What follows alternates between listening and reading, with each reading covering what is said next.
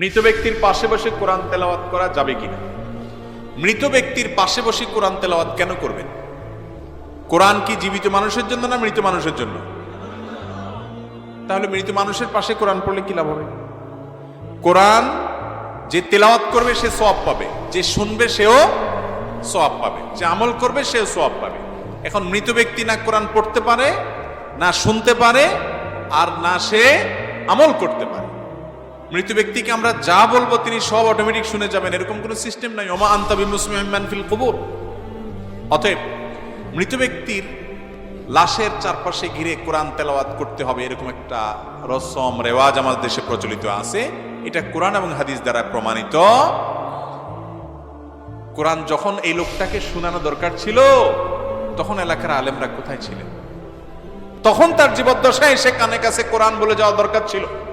হয়তো অনেকে বলেছেন, কিন্তু মরে গেছে, শেষ।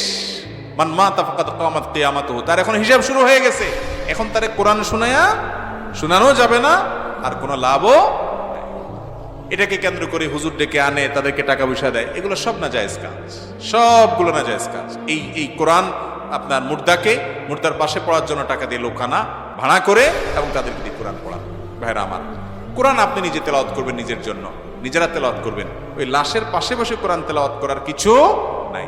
তবে মৃত ব্যক্তির তরফ থেকে কোরআন তেলাওয়াত করে এর সওয়াবটা আল্লাহ আমি মৃত ব্যক্তির জন্য দিতে চাই, আমি তেলাওয়াত করে যে সওয়াবটা পাইছি তাকে আমি দিতে চাই, এটা অনেক উলামাদের মধ্যে জায়েজ আছে। অনেক উলামা একরামের ব্যাপারে ভিন্ন মত পোষণ করেছেন।